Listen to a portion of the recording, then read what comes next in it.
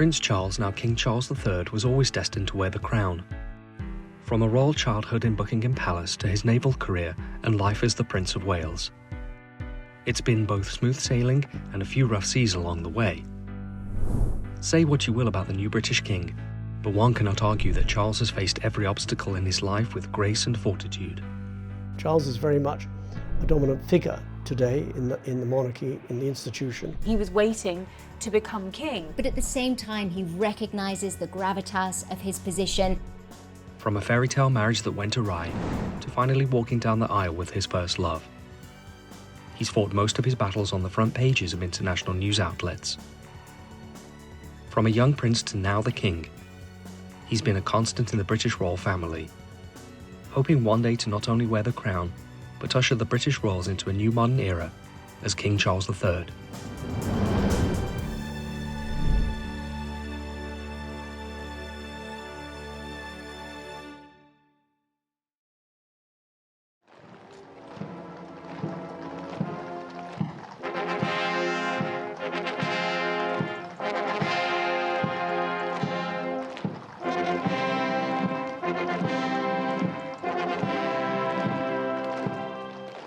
On September 8th, 2022, the world lost a beloved queen,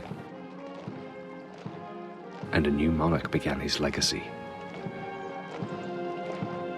Few leaders receive the outpouring of love that we have seen. People of loving service are rare in any walk of life. Leaders of loving service are still rarer. But in all cases, those who serve will be loved and remembered. In the wake of Queen Elizabeth's passing, the world paused to mourn a great lady, and all eyes turned to the royal family as they grieved and entered this new phase of their lives. The transition will be difficult in that we have a population in the United Kingdom that have known nobody else but Queen Elizabeth II. And to suddenly have King Charles III, it'll feel very strange. But one man in particular stood out in the spotlight on the world stage. The gentle, introspective first son of Elizabeth, the now King Charles III. I think in many ways Charles has lived most of his life in the shadows. He's lived most of his life in the shadow of his mother and being there as Prince of Wales, the longest serving Prince of Wales in history. A job that has required a great deal of patience because he spent over 60 years waiting for, the top job. Nobody wants to be overshadowed, particularly when they're doing such good work and particularly when they've spent their whole life knowing that they are the eventual sovereign. But at the same time, I think he was quite proud of the position and he was proud of the people in his life. As he now prepares for his coronation, Charles has many new ideas about the monarchy and the future of their role in the world and the United Kingdom. But what lies beneath the crown? All great stories have a beginning, and Charles has 74 years of successes, heartbreaks, loves, and noble pursuits that have made him into the king he is today. He's been preparing all his life, certainly since he left the Navy in the mid-1970s, and he's done incredibly well. He'll be the best prepared monarch that we've had ever in the United Kingdom. King Charles III was born on November 14th, 1948 at Buckingham Palace, the first child of then Princess Elizabeth, Duchess of Edinburgh, and Philip, Duke of Edinburgh. As a future lover of the arts, it is only fitting that at a month old, he was christened in the music room at Buckingham Palace, under the eyes of his grandfather, King George VI, and his grandmother, then Queen Elizabeth I, with whom he would have the closest relationship to of any present. Charles had 3 siblings, Anne, Andrew, and Edward, but it was Anne with which he developed the strongest bond. It was quite interesting that the Queen had Charles and Anne quite young, and then there was a gap of give or take 10 years before Andrew and Edward came along. And so really Charles and Anne sort of really leaned on each other in many respects. The two were not only close in age, but they grew up as a devoted sibling duo, often relying on each other for company and comfort when their parents were away on royal tours. The brash and confident opposite to Charles's gentle and sensitive nature, the two enjoyed horseback riding and music, and Anne was often Charles's defender and advocate. This relationship persisted well into their adult years, with Anne remaining Charles's steadfast confidant and continuing to encourage Charles to break out of his shell. He was incredibly close to his sister, Princess Anne, but essentially they were raised by nannies, by governesses, and I think quite protected from the outside world. You know, the Queen sort of didn't really consider the nursery her domain, and she was largely absent as a mother because of her job, being Queen. Charles had an artistic soul, inquisitive mind, and introverted disposition that materialized in the form of many hobbies, including painting, countryside sports like fishing and hiking, reading and playing the cello. His love of art and nature was encouraged by his grandmother, whom he spent much of his time with, and had a large hand in raising him and his sister. A shy, introspective thinker from a young age, Winston Churchill once remarked that he is young to think so much. Though Charles was surrounded by nannies and governesses, his childhood was ultimately a lonely one. Elizabeth was seemingly disinterested in having a role in raising her children, and Philip was a stern man who reprimanded Charles fiercely. Little Charles, you know, so excited to see his mother and waiting for her, and then when she gets to him in line, he gets a handshake rather than a hug. And I think that sort of says everything that we need to know about Charles's upbringing. Well, actually, Charles was quite a sensitive boy. He loved the stage, and he was quite shy in many ways, not at all like Philip. His grandmother would often write to Charles's parents on his behalf, pleading with them to spend more time with their devoted son, but to no avail. In the midst of this, a shy Charles, grappling with his place in the family, was thrust into the spotlight upon the death of his grandfather, King George V. Charles was automatically named heir apparent at only 3 years of age, a title he would hold for the next 70 years, and as a change begets change, on June 2, 1953, Charles attended his mother's coronation at Westminster Abbey as she became Queen Elizabeth II. And here, in the most mysterious of the rites of coronation, the Archbishop anoints her with holy oil and consecrates her to her great office. The popularity of the royal family is without question down to her from her coronation in 1952, and the longest reigning monarch ever.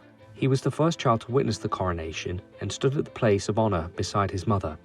An exciting time for his family was overshadowed as the now Queen Elizabeth grew increasingly distant, preoccupied with fulfilling her duties to the crown. Here was a young queen who was entirely dedicated to duty, as she was for her entire life, but that did mean leaving her 2 young children behind. It's quite easy to criticise the Queen and Prince Philip for not being present in their children's lives, but we have to understand that when Prince Charles was a little boy, they had a huge constitutional role that they were obligated to. Her father's untimely death meant that she was really thrust into a role into what was a largely male-dominated era. When Charles began attending school, things unfortunately continued to be difficult for the young royal.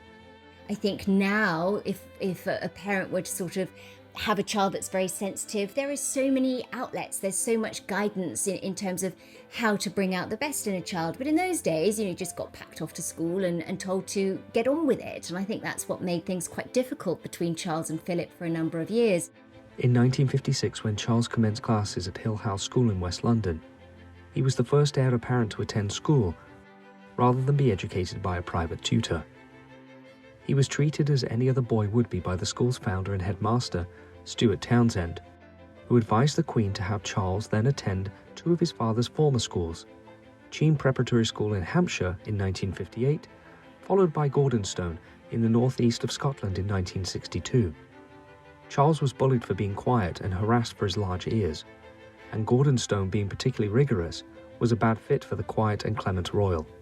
He often felt very misunderstood, none more so than when he was at Gordonstone, a school that he really wasn't suited to. It was a school his father went to. It was brilliant for Philip, but for the shy, sensitive and rather introvert Charles, it was just a miserable, miserable time. Though Charles states that he was ultimately grateful for his education, he remarked that, "I didn't enjoy school as much as I might have, but that was only because I'm happier at home than anywhere else." It really informed the man the king is today. He's a deeply empathetic human being. He cares enormously about young people in particular, and he's devoted his adult working life to the betterment of young people, to making sure young people have the opportunities they need. Not one to follow traditions, Charles followed his love of learning to Trinity College, instead of joining the British Armed Forces, where he studied archaeology and anthropology, followed by history, later attending the University College of Wales, where he learned the Welsh language, and finally graduating from the University of Cambridge with a Bachelor of Arts. He was the first heir apparent to earn a bachelor's degree. Though Charles was made Prince of Wales by patent letter in 1958, it wasn't until more than a decade later in 1969 that he was formally crowned by his mother at a televised ceremony held at Carnarvon Castle. In the preceding years, there has been a swell of Welsh unrest under British rule, and a growing desire to establish Wales as its own nation. Coupled with the release of the controversial documentary Royal Family, in which the behind-the-scenes preparations for the investiture was shown for the world to see, Charles was under considerable pressure to make a good impression. I, Charles, Prince of Wales, do become your liege man of life and limb, and of earthly worship, and faith and truth I will bear unto thee, to live and die against all manner of folks.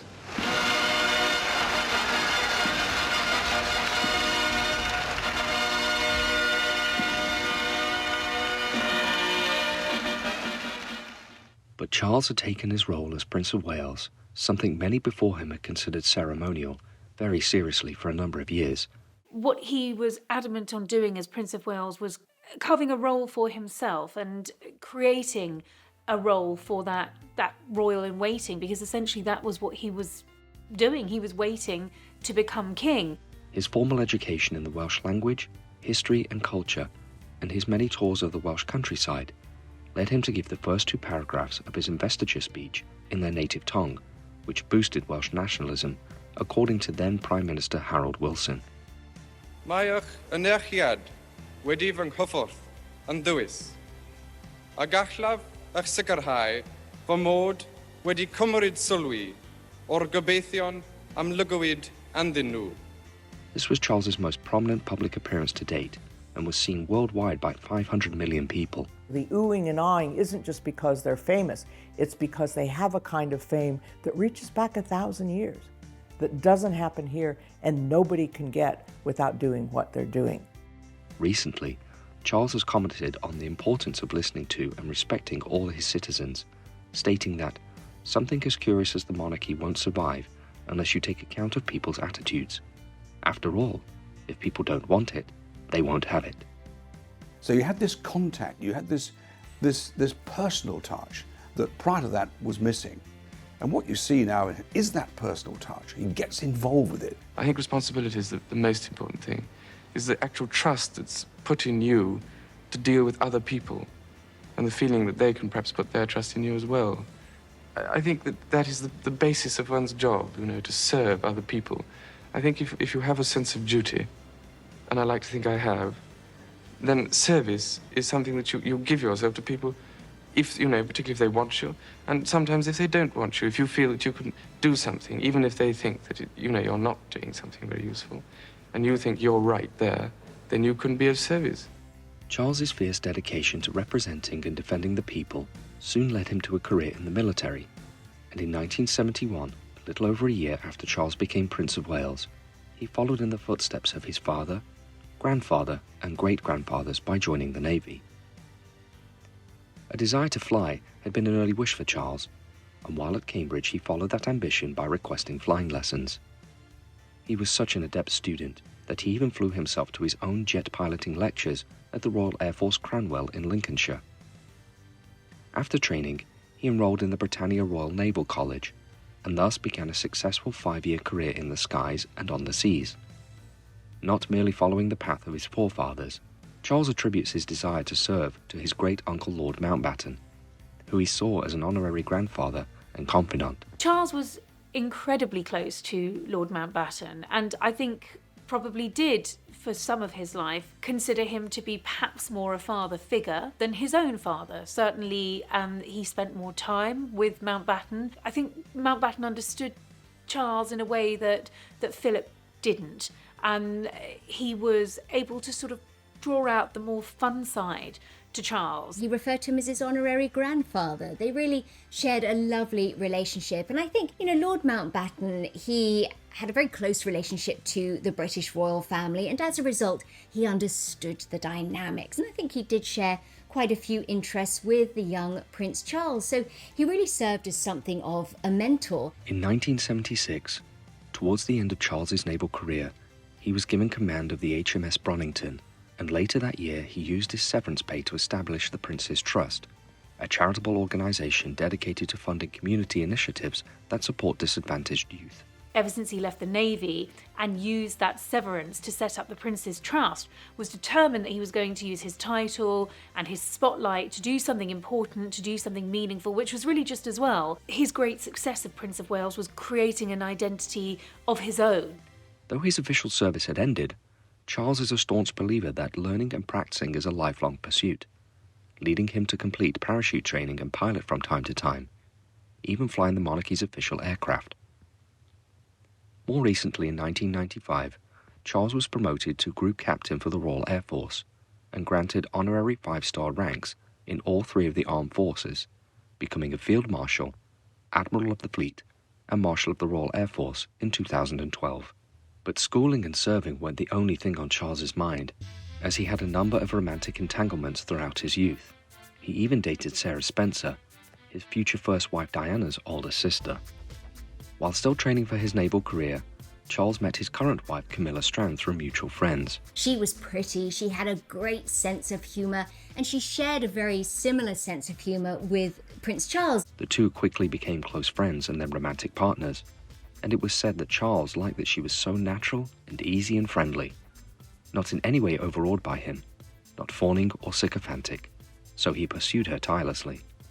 They were often spotted at polo matches, of which Charles was extremely fond, and were known as a well-suited pair in their social circles. If you speak to anyone who knows Charles and Camilla, they will say that Charles is a better man for having Camilla in his life. I think you only need to look at him when he's with Camilla to see just how happy he is. Absolutely, she's been wonderful for him.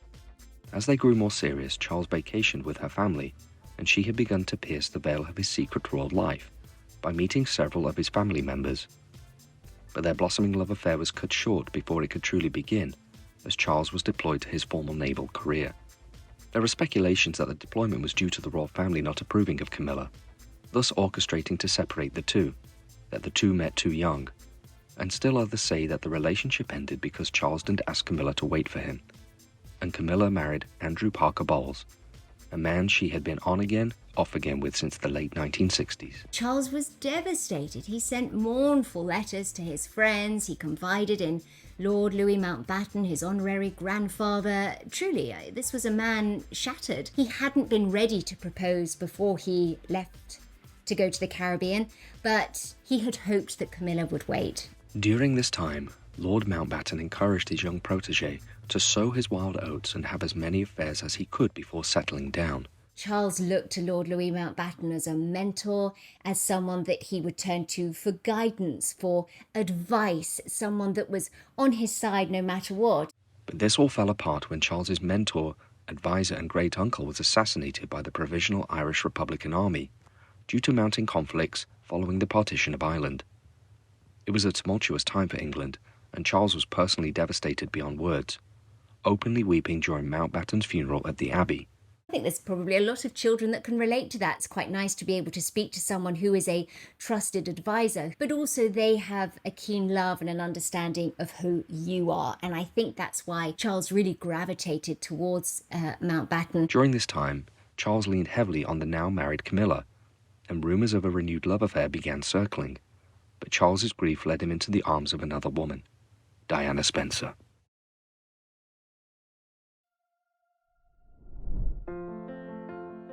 One of the most notoriously publicised relationships of the modern world, Charles and Diana's story began in 1977, when Charles was actually dating Diana's older sister Sarah, and he joined her for a weekend of shooting at their family estate. It was there he met Diana, commenting on how fun he thought she was. Soon after, his relationship with Sarah fizzled, and it was at a party with mutual friends where Diana really caught Charles's eye.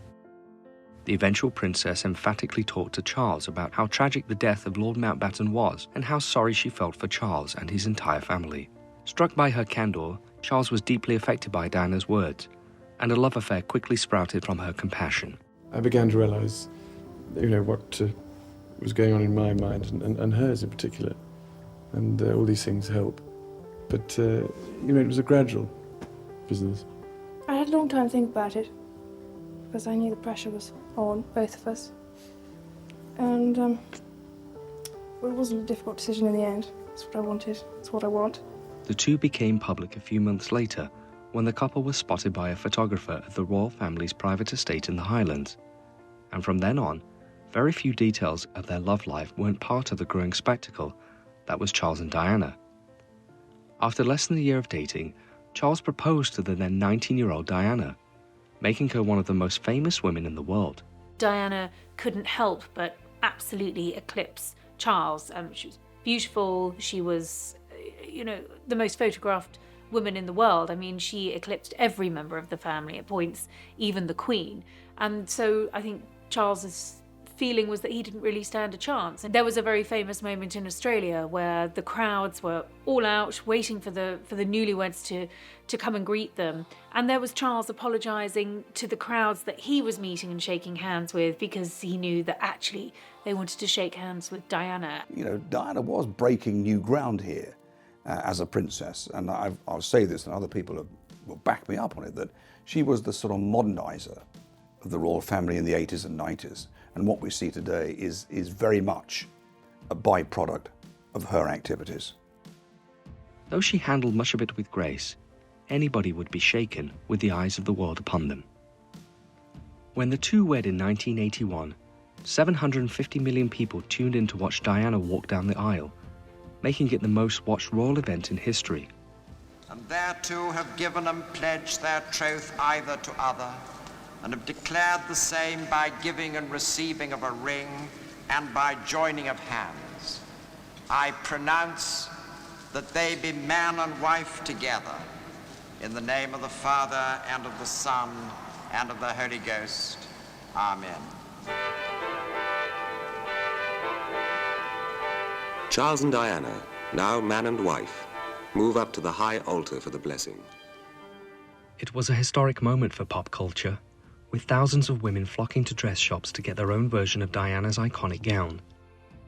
But behind the glamour and flash sat heartbreak, and from the very start, Charles's affection for Camilla Parker Bowles, his on-again, off-again love, wore heavily on Diana's heart. She later famously said, "There were 3 of us in this marriage, so it was a bit crowded." The two had their first son, William, quickly after marrying, and Harry followed suit only a couple of years later. William and Harry, she always referred to, certainly to everybody she spoke to, and so many times to me, my boys. They were Prince Charles's boys as well. Let's not forget there are 2 parents in this relationship, and both were extremely good parents. Diana was a doting mother who was dedicated to making sure they lived some semblance of a normal life, and was just as likely to take them on a royal tour as she was to kick off her shoes and participate in the school's field day. There's no question Diana, Princess of Wales, was hugely affectionate with her children. She thought nothing of throwing her arms around the boys, whatever the situation. She recognised when it was a formal occasion and when everyone had to be suited and booted and on parade. But at the same time, there were those moments where she just couldn't hold herself back. William has said often that he appreciated this about his mother, and credits her with making sure he wasn't cut off from reality. Charles, on the other hand, was so consumed with work and his many pursuits that it often seemed like he didn't have time for his sons. It is said that he loved them very much, making an effort to attend their school functions and even leaving them handwritten notes. But by his nature, Charles was remote, and so consumed by his desire to make a difference in the world that many of the people he loved may have felt ignored. Charles did everything that he could to be more hands-on, to be perhaps more of the parent that he wanted his own parents to be. For example, he would have it as much as possible worked into his official schedule that he could be home for bath time and bedtime so that he could be there to read stories to the children. And he loved being able to do that. It wasn't just Diana who was a hugger. Charles was a hugger too. The press always cut before it gets to Charles. The press never printed the photos when it was Charles. It was always about Diana. And so I do think that he was unfairly portrayed by the press for a number of years. Charles's work as heir apparent and the large swaths of time he spent away from Diana deepened a growing divide between the two. And though they initially presented a beautiful picture of family bliss to the world, receiving the adoration of millions, they struggled behind the scenes. Princess Diana chafed at the royal duties, the ribbon cutting, the handshaking, the grip and grin that went with the job, but she was also very good with it. And she expanded its role. She made it more personable, more likable, less remote than it had been before. So as the marriage deteriorated and soured, Diana was the victim, Charles was the villain, and that was the narrative that followed him for many, many years. So whether it was being overshadowed by his wife or painted as the villain, it was a very difficult period for him. Some speculate that the two felt forced into their union by the international popularity or the pressures of the royal family. Others say the marriage was doomed from the start due to Charles's enduring feelings for Camilla, and many also believe that Diana's rocket into stardom caused the young princess a level of stress she could never escape. Diana was a very prim and proper princess everybody thought did exactly the right thing. And this generated perhaps some friction within the family too that wasn't there in the first place. It's a very ugly thing to see, and I can understand how horrible it must be to live under it. Charles and Diana spent the next few years distant and unhappy, both leading separate lives. Charles's friends covered up for him as he carried on his thinly veiled affair with Camilla and helped the two see each other, leading Diana to feel more and more ostracized, causing her to fall into the arms of another as well. Though a fashion icon who was internationally loved, a reporter at the time commented that Diana was the love object of everyone in the world except her husband. She was faced in her mid-20s with something she found chilling to contemplate: a fairy tale marriage that had cooled into an arrangement. The British media is a different kettle of fish. We have 10 national newspapers every single day of the week on the breakfast table at 7 o'clock in the morning, and they're all hungry for news. And if it's raw news, and if it's salacious, and if it's gossipy, they'll publish it. With Diana's struggles with her mental health, an incendiary tell-all by Andrew Morton detailing the two's private life, and the unrelenting negative attention from the press, Charles and Diana decided to separate in 1992. In an interview with Jonathan Dimbleby centred around a recent documentary on Charles and his career as the Prince of Wales, the only answers the public really wanted were about how the marriage fell apart. Dimbleby asked Prince Charles if he had been faithful to Diana. Yes, absolutely. And you were? Yes. Until it became irretrievably broken down. Us both having tried. You've been very open about all of this and what you've said. Do you now hope that this issue and expect this issue to go away? I do think it's quite interesting to note that regardless of everything that transpired between Charles and Diana, he never publicly said a bad word about her, ever. Ever. There is not one moment where he was disrespectful towards her, where he criticised her, where he blasted her for the comments that she made about him. And I think that really sort of speaks to the man he is and how much respect he had for her. In fairness to both the Prince of Wales and Diana, they kept their disharmony away from the children. And so in that sense, neither William or Harry really understood, the drama, the unhappy drama that existed between their parents, because they themselves dealt with it. We know that it was played out on the international circuit through media, etc. This scandal threw a light on the royal family that drew the speculations of the world. But underneath it all was two people who just weren't right for each other, and were deeply saddened by the inability to maintain a happy relationship. A year after their divorce became finalised, Diana was killed in the car crash that stopped the world.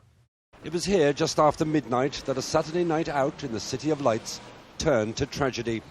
The precise details are still sketchy, but the Mercedes 600 carrying the princess, her Egyptian companion Dodi El Fayed, a driver and a bodyguard emerged from the tunnel a complete crumpled wreck. circumstantial evidence at least that the driver lost control while driving at very high speed.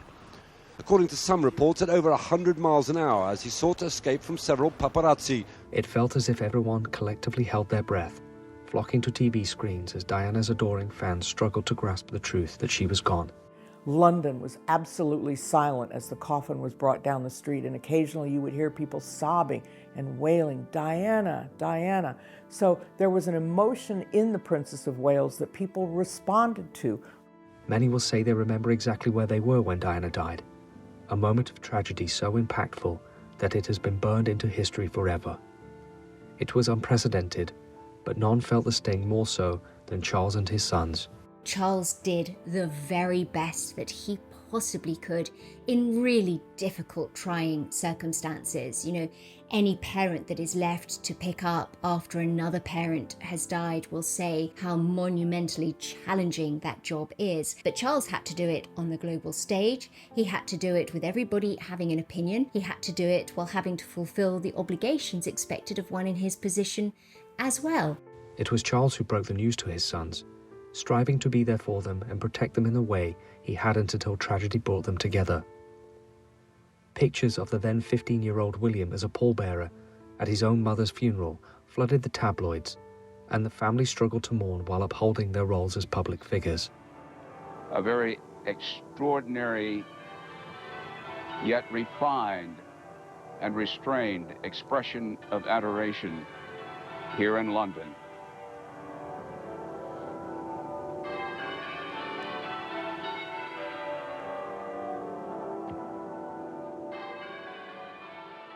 Here is the Prince of Wales, a solo parent, having to do a really difficult job raising two princes on his own. He did the best he could under very, very hard circumstances.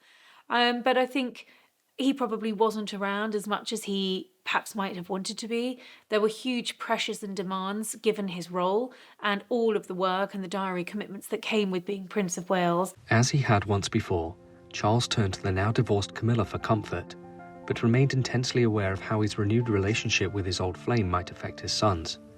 There have been periods since 1997, when Diana, Princess of Wales, died, that Charles's relationship with his sons has wavered. There were many years there where William was angry towards his father, where he struggled with Charles moving on and marrying Camilla, even though I think both William and Harry recognise that Camilla made Charles very happy indeed. Again, any child of divorce will often struggle to see their parent marry somebody else. He let William and Harry set the pace, keeping his love affair at a distance until the wound left by the loss of their mother Diana became more tolerable. But after years of watching their parents in an unhappy marriage, the boys recognised how enormously happy Camilla made their father, and after many difficult conversations and moments of strife, gave him their blessing.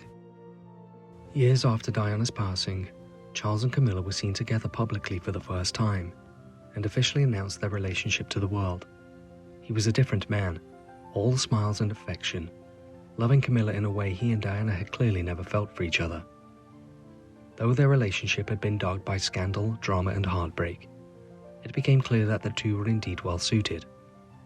And though life had pulled them apart in the past, it had now brought them back together again. She has shaped him both in the past and today by simply being there, never eclipsing him, never overshadowing him, and being there as a constant and as a companion. She loves him for the man that he is. It's just that there's an awful lot of baggage that comes with loving him, namely him being the king. But I think really the reason the latter years of his life have been such a success are because of what she brings to the role. Carefully, after years of ups and downs, they took their relationship slow. And it wasn't until 2005 that the two became engaged. And only 2 months later they were wed in a small civil ceremony, in sharp contrast to the spectacle that had been his wedding day with Diana. Here he is. There he is. His Royal Highness. Taking his arm. His Royal Highness, the Prince of Wales, and Her Royal Highness, the Duchess of Cornwall.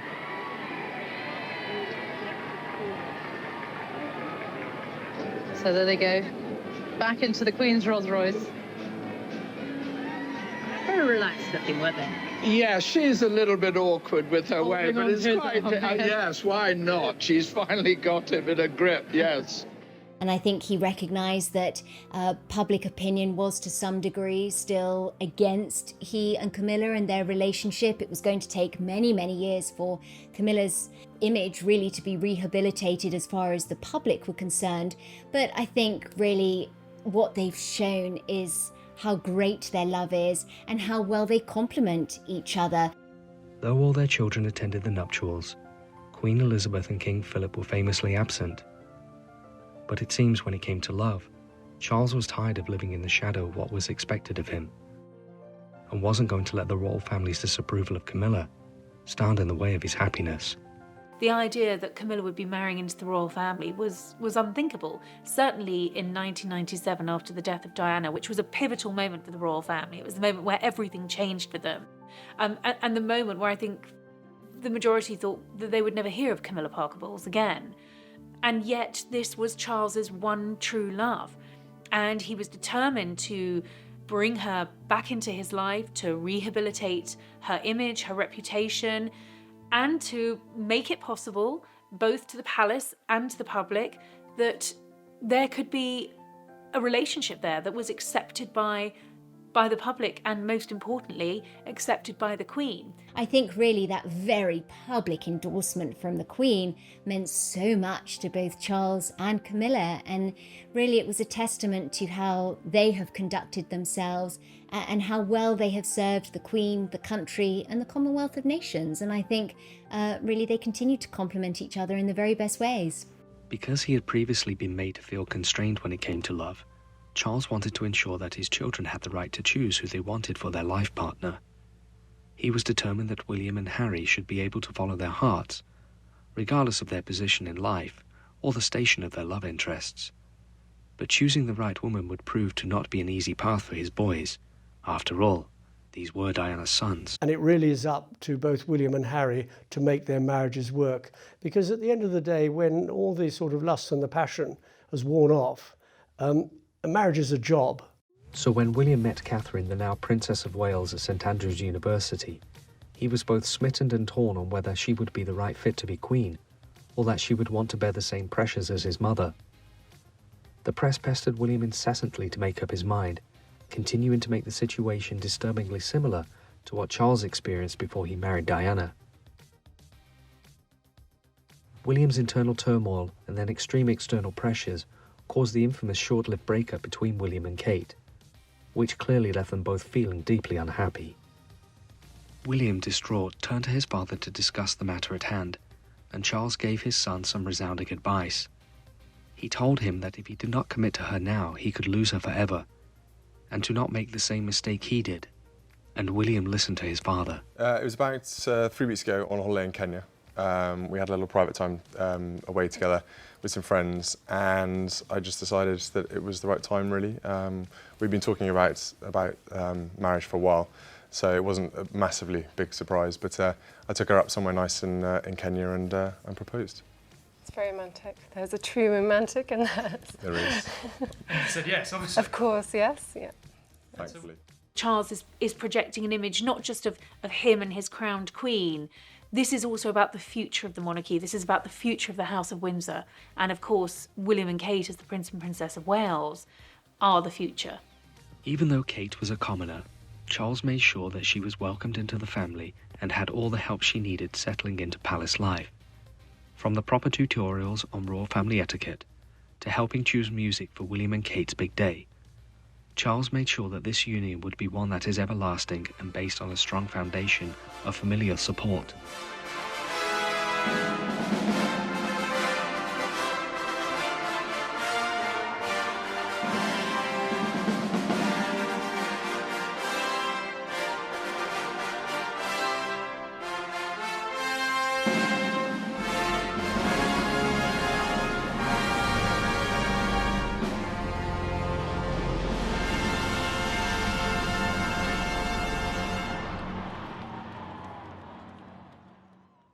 After the wedding, father, son and their 2 wives have forged a very close relationship. You're now looking at this sort of core unit of the monarchy. It's the new Fab Four, I suppose. It's Charles and Camilla, it's William and Kate. It's absolutely imperative that they are aligned, that they have the same visions for the monarchy, because the future of the monarchy and the House of Windsor rests on both of their shoulders. William and Kate are more modern in their approach to being royal and raising children, with William just as determined as his mother Diana was to ensure his children have a semblance of a normal life. But the differences between the two couples does not stand in the way of Charles and Camilla being doting grandparents. Being a grandfather and marrying Camilla has melted Charles's hard exterior, turning him into a warm and generous man who prioritizes family in a way that he didn't in the past. He's, I think, far more of a family man these days than he ever was, and that's very much down to Camilla. She adores her family. She maintains very, very close links to her son and her daughter. She's a very hands-on grandmother as well. I think she's really opened his eyes to the joys of being a grandparent. Not only has Charles's newfound sense of fun been enjoyed by his family, but he has shared his good-natured attitude and humour with the British public, unafraid of having a laugh at himself from time to time. In the west, rain will be lighter and patchier. There will maybe a few drier interludes over Dumfries House in Ayrshire. Aha! There'll be snow for the higher ground of the Highlands and Aberdeenshire. The potential for a few flurries over Balmoral. Who the hell wrote this script? As the afternoon goes on. This not only endeared him to the world, but set a new precedent for the public personality of a monarch, rattling the previously untouchable nature of the royals, if only just a bit. But Charles's main focus, in the past and today, continues to be his sons, especially as it is now seen that his youngest Harry had found his partner and future wife. The union of Harry and Meghan was supposed to herald in a new look for the royal family, one of unity and inclusion that Charles was firmly behind. To some degree, everyone was excited to see Diana's youngest son find his happy ending. It was no secret that he wanted to get married, he wanted to have children, he'd been looking for the perfect bride. But Meghan herself was exciting. The road to their wedding was not an easy one, but the new king showed his support for Meghan by walking her down the aisle to take her place next to Harry, a move that melted many hearts around the world and placed Charles firmly at the side of both of his sons as a supporter of their decisions. Charles adores Meghan, adores Catherine. We saw at Harry and Meghan's wedding how he took over the fatherly role and walked Meghan the last part of the aisle through the choir of St George's Chapel, how he looked after Meghan's mother, Doria, when they went to sign the register. Harry was hugely grateful to Charles for stepping in and walking Meghan up the aisle. He makes the point in Spare just how much of a fuss Charles made over Meghan to really make her feel welcome. I therefore proclaim that they are husband and wife. However, even though their wedding was one for the record books, the strain of royal life, the expectation to follow certain traditions, and the nasty criticism from the tabloids and public pressure eventually wore down Harry and Meghan. Their break from the royals placed strain on both Queen Elizabeth and Charles, and the world began asking a lot of questions about the internal lives of the royals. There are no innocent parties in this scenario. Everybody is at fault. Everybody has made mistakes. And I think, again, in order for them to be able to come together and really start to hash this out, everybody is going to have to own their own mistakes and the role that they played in the breakdown of this relationship. It's a shame because I think had they stayed, they could have done more to improve the institution than they can do from the outside. At this time, Charles's priority was mending the divides, yet he was left with no clear path to do so. But as it always does, family loss always finds a way to bring people together again. Philip, Duke of Edinburgh, Earl of Merioneth and Baron Greenwich, Knight of the Most Noble Order of the Garter, Knight of the Most Ancient and Most Noble Order of the Thistle. In the name of Jesus Christ, who suffered for thee, in the name of the Holy Spirit, who strengtheneth thee, may thy portion this day be in peace, and thy dwelling in the heavenly Jerusalem. Amen. The death of his father, King Philip, was a very difficult moment for Charles. At times, their relationship was strained, and it could hardly be said that they were close when Charles was growing up. But the loss of a parent can transcend all issues, and is tough for anyone. In the final years of Philip's life, and certainly during the pandemic years, that really was an opportunity for Charles to get much closer to his father. He would spend a lot of time at Windsor, was the last person before the Queen to see his father before he passed. Added to this was the immeasurable grief of the Queen upon losing her husband and life partner, causing Charles in some ways to become the leader of the family, as his mother pulled away from public life, and those around him looked to him for support more than ever. In the funny way that grief does, it did bring the family together. Harry flew in for the funeral as Meghan remained behind in the US to take care of their family, and for a brief period of time, it seemed like their brothers could bury the hatchet for the sake of their grandfather's memory. Even though the relationship between Charles and Harry's new family is rather strained, the King has not lost hope that one day they will be able to mend the divide. I want also to express my love for Harry and Meghan as they continue to build their lives overseas. The trust has been broken, and the moment the trust is broken, that is incredibly difficult to get back. The idea of Harry being able to patch things up with his father is wonderful. Whether or not that can happen before the coronation remains to be seen, but I think you'd have to be an optimist to think that it would. After all, Charles has learned from his mistakes and those of his forefathers, and plans to continue making an effort to prioritise family in the face of the ever-increasing demands of the royals' public lives. Just as Prince Philip was laid to rest, one could feel that Prince Charles knew what lay ahead. Even though the Queen's Platinum Jubilee was a sight to see, one could see that she was bravely using all the energy she had to continue the promise she made years ago. In the few months following the Jubilee, Charles was firmly and lovingly by her side, always watching, still learning what it means to be both honourable and steadfast as the monarch, up until the very end. The Queen has died, very sadly. She died peacefully at Balmoral this afternoon. The King and Queen Consort were referenced there to Charles. He automatically becomes King, will remain at Balmoral this evening. We could all only imagine what Charles felt as his mother took her last breath that fateful day in Scotland. He did, after all, lose his mother, and had to share that grief with his family. But he had a different and new responsibility as the now king. A new era was about to begin. Well, I think the death of the Queen was a huge shock to the British public, and Charles stepped in a most reassuring way. While we've missed the Queen, he has stepped into that role in a way that I think most people feel he's off on the right foot. He's making a success of this. And I think most people have faith in King Charles III. But before this new stage could commence, the world needed time to mourn the passing of not only a great queen, but a cherished mother and grandmother.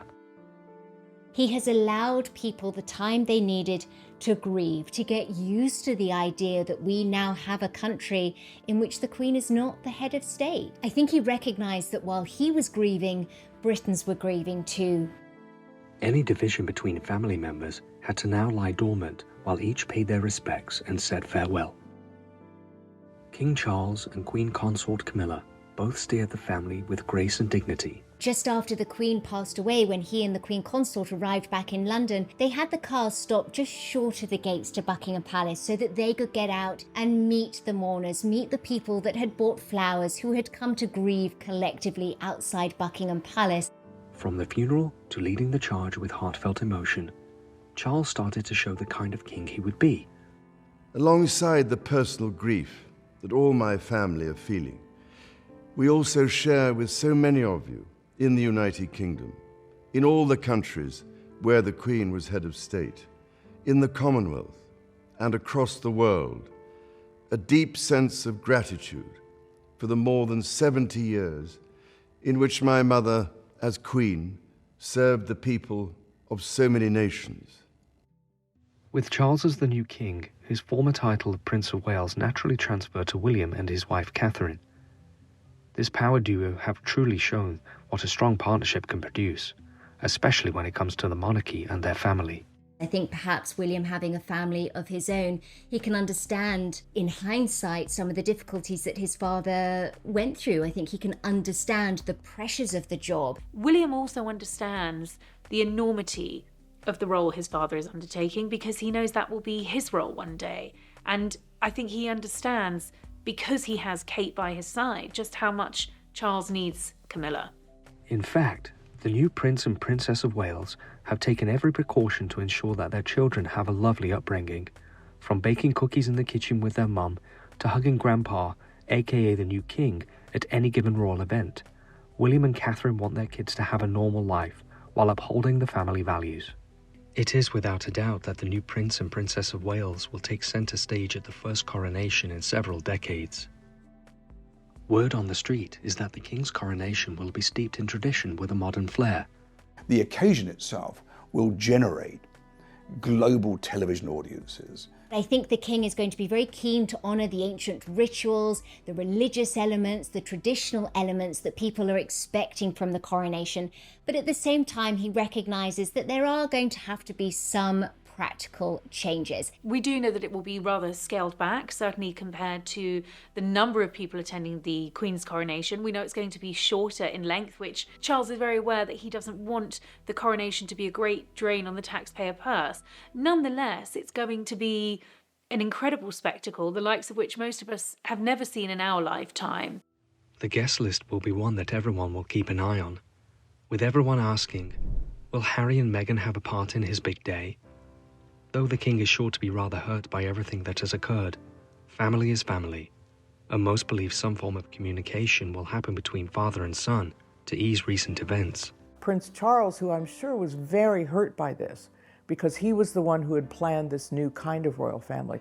Prince Charles can extend a hand after this year and say, what about it? What do you think? We can renegotiate the terms of your being in the royal family. Whether Harry and Meghan decide to attend, well, that remains to be seen. Certainly an invitation will be extended to them.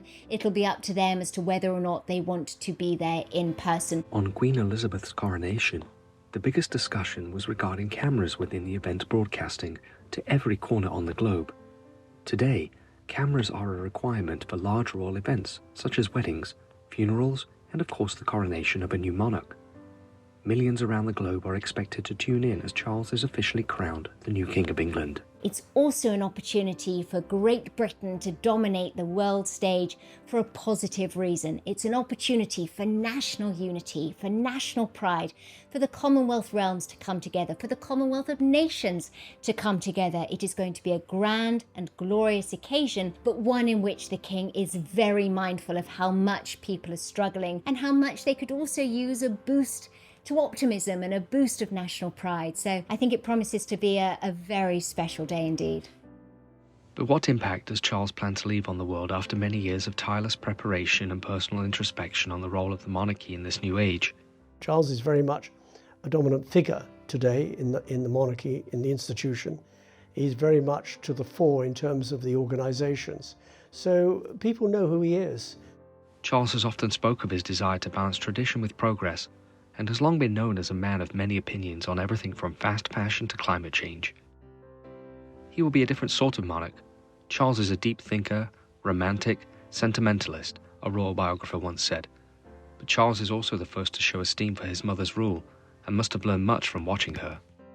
I think Queen Elizabeth II leaves the single greatest blueprint of any previous monarch. Truly, when you look back at her reign, it was remarkable. She walked a very careful line. She was stoic. We, to this day, don't know anything about her political likes and dislikes, her political leanings. But of course, he also had all those years of tutelage, of mentoring from his mother. That will, I'm sure, stand him in very good stead. Yes, he will do things differently. I think his approach will be different. I think we've already seen evidence of that. But I think he will take the core values of the Elizabethan age and interpret them in his own unique way, but that fundamental principle of service before self will be at the heart of his reign too. Queen Elizabeth was a staunch believer that the crown should not interfere with politics or social issues, and though she was often questioned about matters of her day, including apartheid, feminism and Brexit, she remained stoic and neutral. She believed that as a ruler one should be a constant, consistent, immovable presence, a pillar of strength for the people in changing time. And by and large she was loved for it, even among her critics. Though it is not a position Charles altogether agrees with, it is one he understands. having stated that he knows he won't have the same time to dedicate to his passions when he is king, and must focus on upholding the austere nature of the position. Charles publicly spoke in an interview to mark his 70th birthday that he absolutely understood the differences between being Prince of Wales and being king, and the restrictions and constraints that came with being king, and certainly in the early months of his kingship we've seen him very aware of that. He has made certain fundamental decisions so that no one can accuse him of being a meddling king when many accused him of being a meddling Prince of Wales. I think King Charles III is keen to make his own mark, but at the same time he recognises the gravitas of his position, and he doesn't show any sign of wanting to implement any sort of radical change. If there are any changes, they're going to be slow, and they're probably going to be universally approved. Though he claims to value the benefits of political neutrality, Charles, by his actions, with something as simple as letting a mourner kiss his cheek when he addressed the crowd upon the death of his mother, has striven to make the royals more accessible to the public, and to chip away at the aloof nature of the monarchy. Constitutionally, the monarchy as an institution cannot be political, cannot make political statements, cannot be as vocal, where there are rules. They're not written down rules, but constitutionally there are things you can do and you can't do. As the longest-serving heir apparent in British history, Charles had plenty of time to nurture his passions and form educated opinions. His huge love of reading really is what sets him aside. He is incredibly well versed in so many different topics. He understands the inner workings of various institutions. He understands how to make a difference, and he cares deeply. Those close to him and his organisations have found him to be very concerned about social issues, the economy and the environment starting as a young man, and his ample time waiting in the wings has only allowed him to become more deeply involved. Where Queen Elizabeth was quick and efficient with her dealings, Charles is known to linger, asking his subjects about their work and very interested in the details of why they do things a certain way.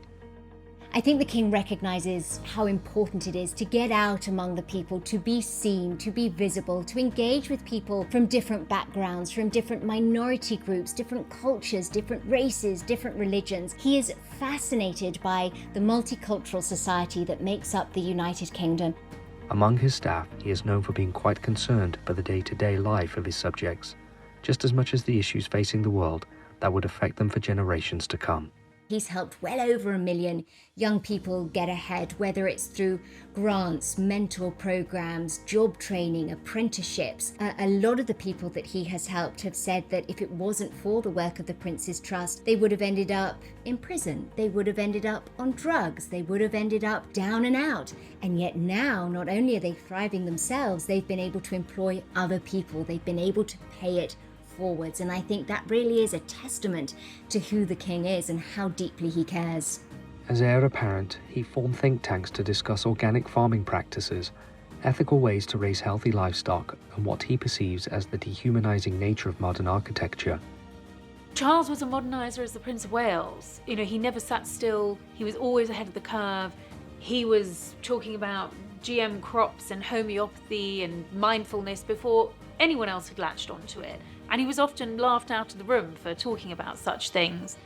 At the COP26 Climate Summit in Glasgow, he spoke ardently about how he believes the world governments are failing to adequately address climate change, and refused to back down an inch that it would take an all-hands-on-deck approach for any real change to occur, including a radical shift from using fossil fuels to more sustainable, eco-friendly energy sources.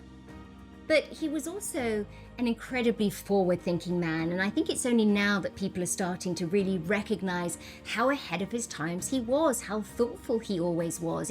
He was labelled dotty by so many people, and he did talk about the fact that he found a lot of the criticism quite difficult to bear, and yet now he is viewed as one of the most preeminent voices on all things green. He's hugely respected. Nature is our best teacher. In this regard, restoring natural capital, accelerating nature-based solutions, and leveraging the circular bioeconomy will be vital to our efforts. Though this stance has earned him the esteem of many Western leaders, those closer to home criticise the notion that a future monarch would so resolutely pick a side in such a large issue. A reprimand Charles has heard often. But when it comes to pressing concerns, Charles has let their words roll off his back, accepting their disapproval with the same grace as his mother. Not a man of mere opinion with no action, Charles has devoted 129,600 acres to his ultimate dream of sustainability. He's a patron of over 420 charitable organizations around the globe, and has used his old love of the rural landscape to form the Prince's Countryside Fund, which is dedicated to improving the lives of those without access to urban development. So if you've got a figurehead, a member of the British royal family, to head up that charity, you're going to win. And that's what he's doing. If you were to ask his wife Camilla, she would tell you that Charles has spent many late nights reading on the subjects that interest him and writing copious notes to his various organizations on ways they can grow and improve.